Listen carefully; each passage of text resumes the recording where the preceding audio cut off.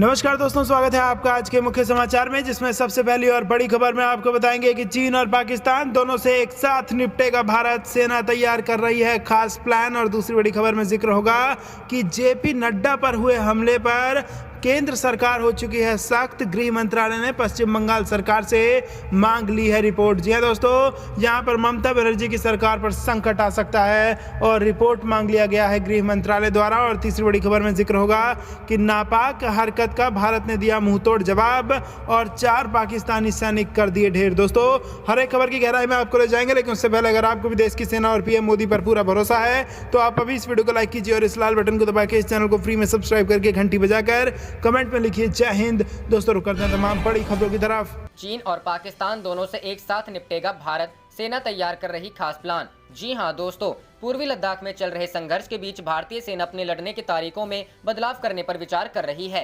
ताकि उसे चीन और पाकिस्तान दोनों के खिलाफ लोहा लेने में मदद मिल सके। समाचार एजेंसी ANI के मुताबिक कुछ समय पहले तक भारतीय सेनाओं के युद्ध का फोकस पाकिस्तान की सीमा की ओर था। चूंकि वास्तविक नियंत्रण रेखा पर वर्तमान में जैसी सक्रियता नहीं थी, सेना के अभियानों का झुकाव ज्यादातर पश्चिमी सीमा की ओर है। इसे इस बात से भी समझा जा सकता है कि पश्चिमी सीमा पर 3 स्ट्राइक कॉर्प्स की तैनाती की गई है, जबकि उत्तरी सीमाओं के लिए केवल एक माउंटेन स्ट्राइक कोर बनाया गया है। सरकार के सूत्रों ने ANI को बताया, दोनों मोर्चों की देखरेख के लिए मौजूदा लड़ाई के फॉर्मूले को दोहरे आधार पर रखा जा सकता है। इससे चीन के साथ जारी संघर्ष के मद्देनजर किसी भी अतिरिक्त बल या नए स्ट्राइक कोर को जुटाने की कोई आवश्यकता नहीं होगी। ANI ने सूत्रों के हवाले से बताया है कि इस संबंध में विभिन्न प्रस्तावों पर सेना मुख्यालय द्वारा विचार किया जा रहा है और विभिन्न सेना कमांडरों से सुझाव भी मांगे गए हैं, क्योंकि LAC पर तैयारियों को और बढ़ाने की जरूरत महसूस की गई है। सूत्रों ने कहा कि 1.3 मिलियन फोर्स के लड़ने के फॉर्मूले का पुनर्मूल्यांकन एक बड़ी कवायद होगी और उम्मीद की जा रही है कि रक्षा बलों को दोनों मोर्चे के युद्ध के लिए तैयार किया जाएगा।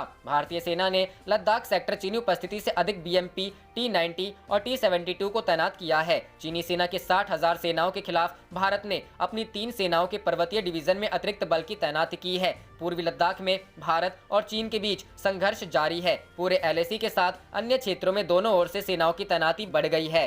रुक करते हैं अगली खबर की तरफ। जेपी नड्डा पर हुए हमले मामले पर केंद्र सरकार सख्त। गृह मंत्रालय ने पश्चिम बंगाल सरकार से मांगी रिपोर्ट। जी हां दोस्तों, भाजपा के राष्ट्रीय अध्यक्ष जेपी नड्डा के काफिले पर गुरुवार को हुए हमले के बाद पश्चिम बंगाल की सियासत गर्मा गई है। भाजपा अध्यक्ष जेपी नड्डा 2 दिन के बंगाल दौरे पर गए हुए हैं। जेपी नड्डा के काफिले पर हुए हमले को लेकर अब केंद्र सरकार भी सख्त नजर आ रही है। केंद्र सरकार की ओर से जेपी नड्डा के पश्चिम बंगाल दौरे के वक्त गंभीर सुरक्षा खामियों से संबंधित रिपोर्ट राज्य सरकार से तलब की गई है। बताया जाता है कि जेपी नड्डा की सुरक्षा को लेकर पश्चिम बंगाल भाजपा अध्यक्ष दिलीप घोष ने गृह मंत्री अमित शाह को पत्र लिखा था। दूसरी ओर आज पश्चिम बंगाल में जेपी नड्डा के काफिले पर हुए हमले के बाद दिलीप घोष का संदेह हकीकत में बदल गया। जानकारी के आधार पर भाजपा के राष्ट्रीय अध्यक्ष जेपी नड्डा अपने 2 दिनी दौरे पर पश्चिम बंगाल गए हुए हैं। वहीं आज डायमंड हार्बर इलाके में जेपी नड्डा के काफिले पर पत्थर फेंके गए, जिसके बाद मामले को लेकर केंद्र सरकार भी सख्त हो गई है। वहीं अब इस मामले को लेकर केंद्रीय गृह मंत्रालय की ओर से पश्चिम बंगाल की ममता बनर्जी सरकार से पूरी रिपोर्ट मांगी गई है। आपको बता दें,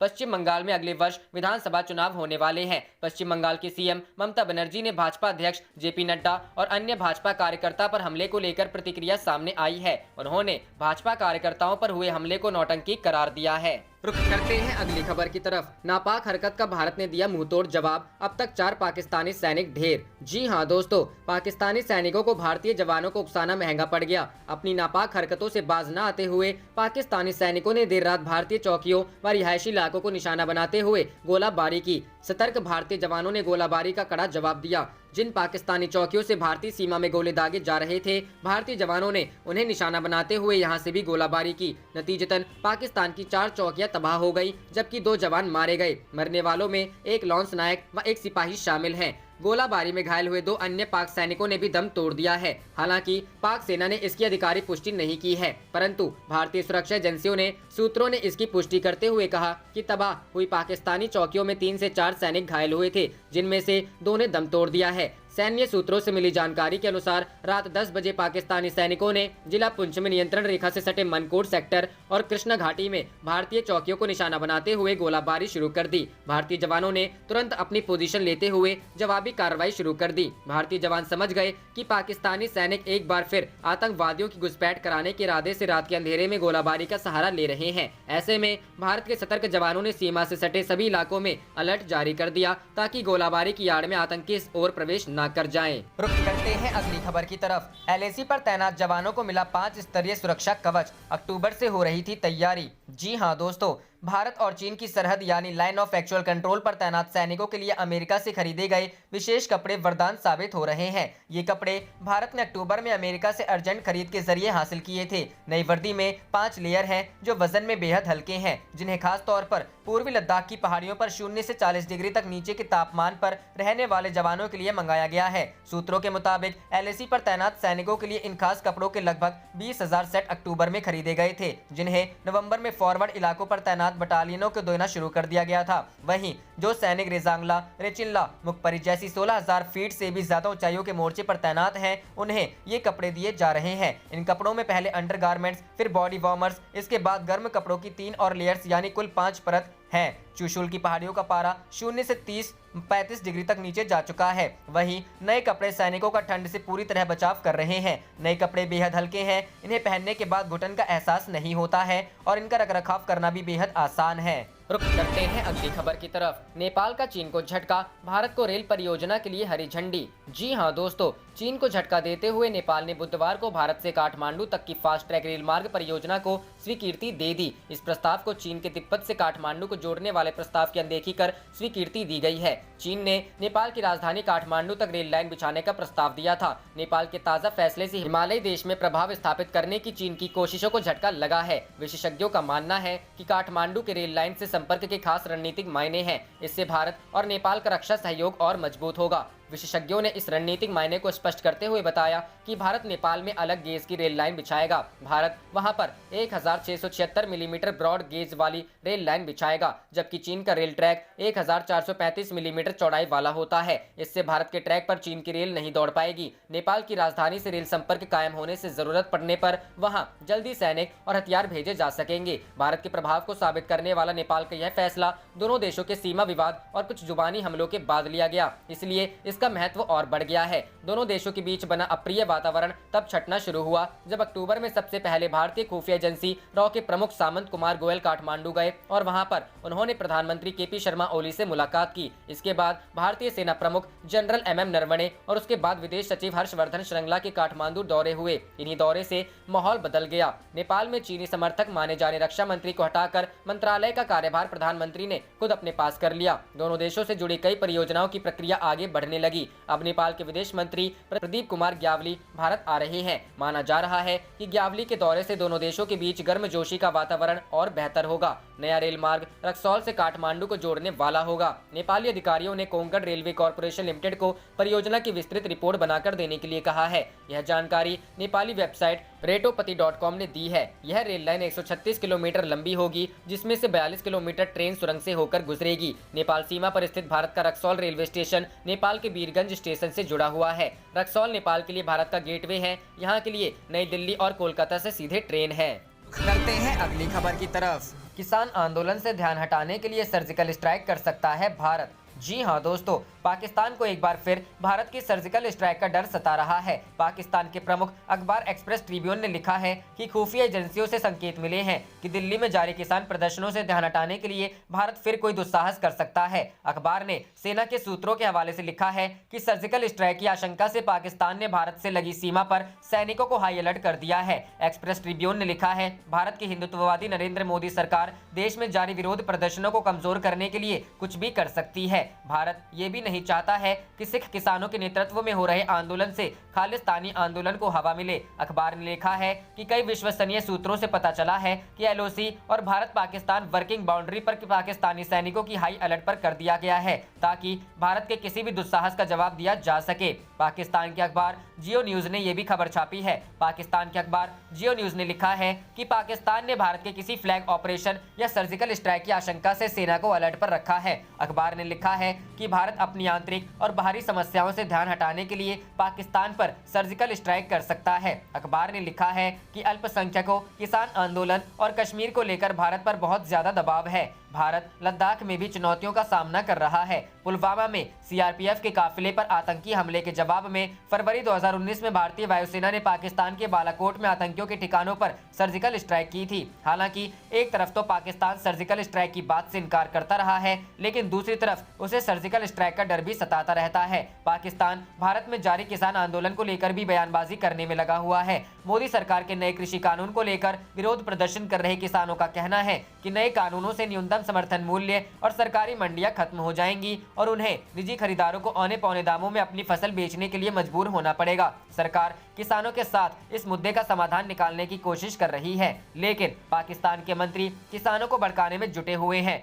पाकिस्तान के विज्ञान एवं तकनीक मंत्री फवाद चौधरी ने किसानों के आंदोलन को लेकर ट्वीट किया था, निर्दयी मोदी सरकार को पंजाब के किसानों की कोई परवाह नहीं है। फवाद चौधरी ने अपने ट्वीट में न केवल भारत के आंतरिक मसले पर टिप्पणी की, बल्कि भारतीय किसानों में फूट डालने की कोशिश भी की। उन्होंने गुजराती हिंदुत्व को दोष देते हुए पंजाबी किसानों के साथ सहानुभूति जताई। फवाद ने एक अन्य ट्वीट में लिखा था, कहीं पर भी हो रहा अन्याय न्याय के लिए खतरा है। हमें पंजाबी किसानों के साथ हो रहे अन्याय के खिलाफ आवाज उठानी चाहिए। मोदी सरकार की नीतियां पूरे क्षेत्र के लिए खतरा है।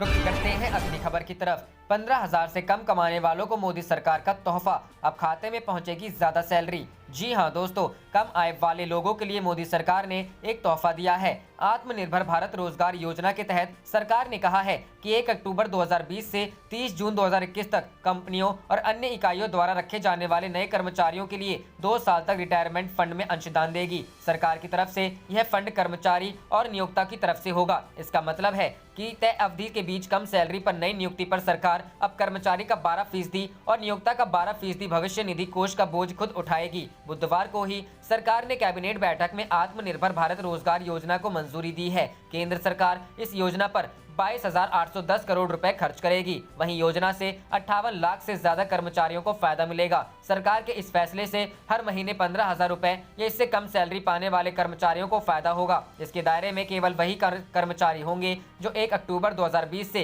पहले किसी कर्मचारी भविष्य निधि संगठन से संबद्ध संस्थान में नौकरी नहीं कर रहे थे और उनके पास यूनिवर्सल अकाउंट नंबर अकाउंट नहीं है। इसके अलावा उन लोगों को भी इस योजना का लाभ मिलेगा जिनके पास UAN अकाउंट है और 15,000 रुपए से कम मासिक सैलरी है, लेकिन 1 मार्च 2020 से 30 सितंबर 2020 के बीच कोविड-19 महामारी के दौर में नौकरी चली गई और उसके बाद EPFO से जुड़े किसी संस्थान में नौकरी नहीं की हो। सरकार ने यह भी कहा है कि 1,000 लोगों तक नए रोजगार देने वाली कंपनियों के दोनों हिस्सों का खर्च वह खुद उठाएगी, जबकि 1,000 से अधिक लोगों को नए रोजगार देने वाली कंपनियों को हर कर्मचारी के 12% का अंशदान का बोझ 2 साल तक के लिए उठाएगी। रुख करते हैं अगली खबर की तरफ। ताक झांक से बाज नहीं आ रहा पाकिस्तान। जम्मू एंड कश्मीर के RS-पुरा सेक्टर में फिर दिखा ड्रोन। जी हां दोस्तों, पाकिस्तान अपनी नापाक हरकतों से बाज आता नहीं दिखता। अक्सर ही सीमा पार उसकी ताका झांकी की खबरें आती रहती हैं। ताज़ा मामले में जम्मू और कश्मीर के RS-पुरा सेक्टर में कल रात अंतर्राष्ट्रीय सीमा पर ड्रोन की आवाजाही देखी गई।